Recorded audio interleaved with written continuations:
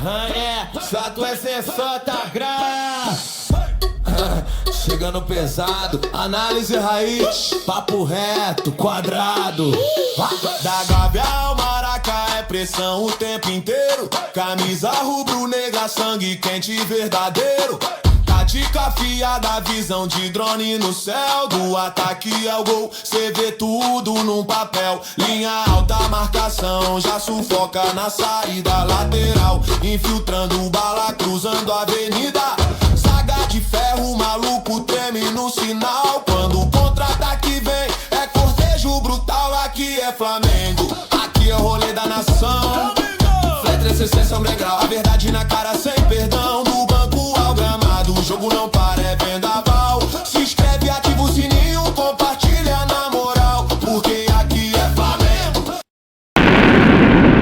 Salve, meus relíquias, saudações rubro-negras! Pra quem achou que o Flamengo ia ser rebaixado no Carioca, pode ir se acostumando. A gente não cai. Não caiu em tempos sombrios. Quem dirá agora, bilionário e com elenco de respeito? Ontem no clássico contra o Vasco, o Mengão entrou sem Arrascaeta, sem Jorginho, sem De La Cruz, sem Danilo, sem Varela, sem Saul e sem Rossi, que, vamos combinar, tava mais assistindo do que jogando. E mesmo assim deu um baile no Vasco. O melhor em campo? Difícil escolher um só nome. Pra mim, o grande destaque foi a nossa torcida. Fez uma festa linda, um show de apoio, cantou do começo ao fim e empurrou o time. Parabéns, nação! Se o Flamengo tivesse mais tempo de treino e ritmo desde o primeiro jogo do campeonato, o Vasco teria levado no mínimo um 6-0. A falta de pontaria e o pouco ritmo ainda pesaram, mas mesmo assim o Mengão criou horrores. 32 finalizações contra a mísera Zuma do Vasco, que já vinha com time titular há 3 rodadas. Enquanto o nosso time profissional estreou na temporada ontem e com só 9 dias de treino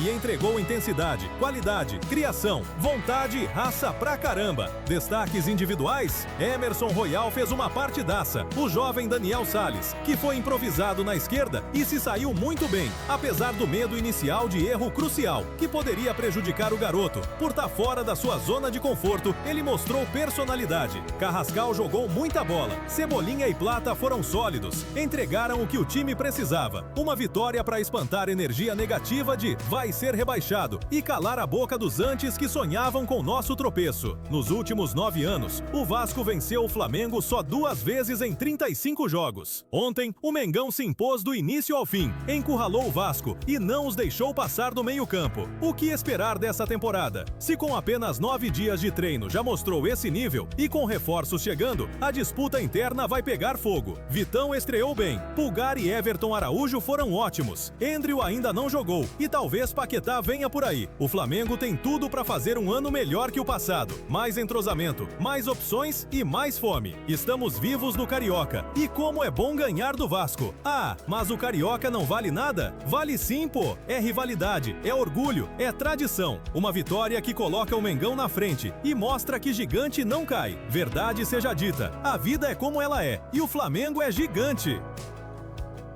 Bom, e vamos destrinchar esse jogão.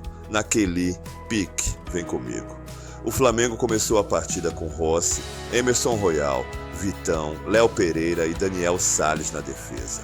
Everton Araújo e Pulgar no meio. Plata, Cebolinha e Carrascal na criação. E Bruno Henrique como referência ofensiva no lugar do Pedro.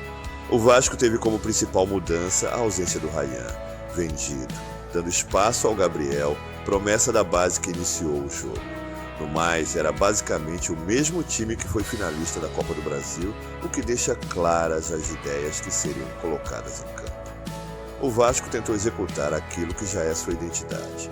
Progressão com passes curtos, jogo apoiado e sobrecargas pelos corredores laterais para gerar superioridade numérica.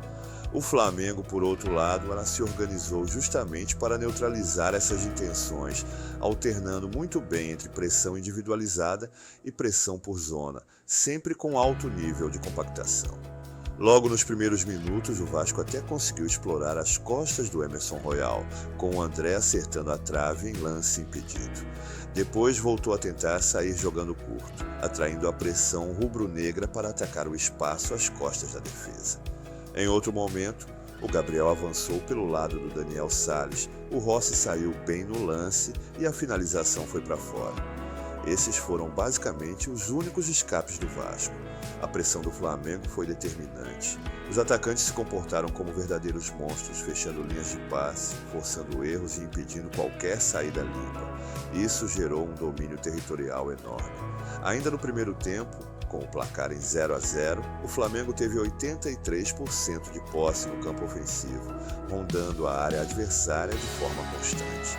Sem conseguir sair curto, o Vasco passou a apostar nas bolas longas. O Flamengo entendeu rapidamente esse cenário, passou a pressionar a segunda bola e ativou o perde-pressiona, sabendo que a transição ofensiva seria a principal arma. E nesse aspecto, o time foi extremamente eficiente. O Vasco tentou explorar a diagonal para o Paulo Henrique, buscando as costas do Daniel Salles, mas o lateral foi muito seguro defensivamente. Toda a recuperação rubro-negra virava aceleração. Emerson Royal teve atuação sólida, errando pouco e sendo importante nas transições. Plata também se destacou pelas interceptações e pela continuidade das jogadas. O volume ofensivo foi alto. Antes do intervalo, o Flamengo já somava 18 finalizações, muitas delas em transições rápidas. O Cebolinha ainda quase abriu o placar no fim do primeiro tempo. Mesmo quando precisou atacar um Vasco mais baixo, o Flamengo mostrou capacidade de construção, embora o ritmo do jogo tenha sido bem mais acelerado do que cadenciado. O primeiro tempo foi um amasso, domínio completo do Flamengo. Faltou apenas transformar o controle em gol. No segundo tempo, o Flamengo volta com duas mudanças. Pedro no lugar do Bruno, dando presença de área, e Alexandre substituiu o Daniel, ajustando o corredor esquerdo. O Vasco volta com outra postura, não no sentido tático, mas comportamental. Com menos de 1 minuto, o Gabriel chuta a bola no Plata, que estava caído, com o jogo parado e o clima quase esquenta. Era o retrato de um time mais preocupado em tumultuar do que em jogar. Mesmo assim, o Flamengo se impôs desde os primeiros segundos. Ditou o ritmo, controlou o território e o Vasco simplesmente não conseguiu se encontrar. Taticamente, não apresentou nada de novo. Aos 4 minutos, viu o segundo lance claramente antidesportivo. Cauã Barros dá uma solada na panturrilha do Carrascal na frente do árbitro, que não hesitou em aplicar o cartão vermelho direto. Com 1 a menos, o Vasco tira o Gabriel e coloca o Hugo Moura, baixando ainda mais suas linhas. O time passa a se comportar quase num 6-3-0, com muita gente dentro da área e um buraco enorme à frente dela. A ideia era clara, não conceder espaço para finalizações. O Hugo Moura tentava neutralizar essa zona central, mas, como consequência, sobravam corredores para cruzamentos e chutes de média distância. O Flamengo passou a explorar exatamente isso. Tentava bolas na segunda trave e finalizações de fora, ainda que nem sempre com a melhor execução. Sem a referência do centroavante e com um jogador a menos, a saída do Vasco ficou ainda mais comprometida. O Flamengo ajustou sua pressão para um modelo misto, individual e zonal, sempre deixando um homem sobrando para atacar a construção.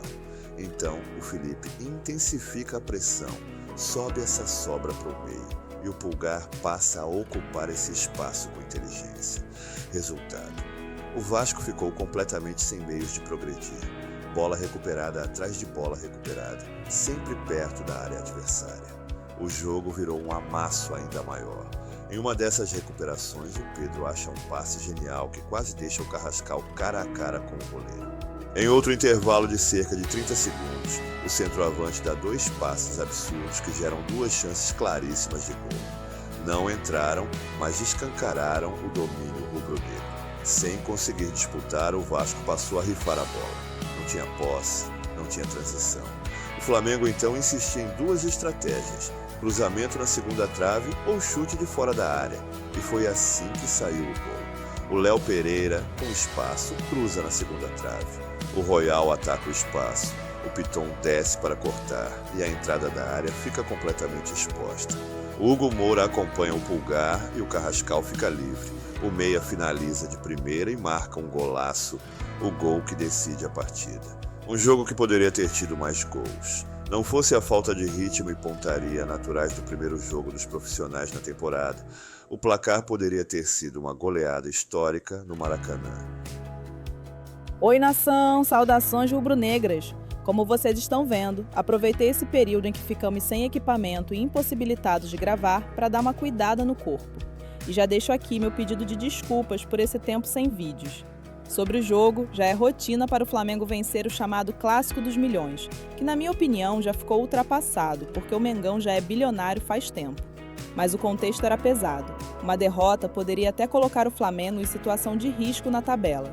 Diante disso, a diretoria optou por mudar o planejamento e a decisão se mostrou acertada.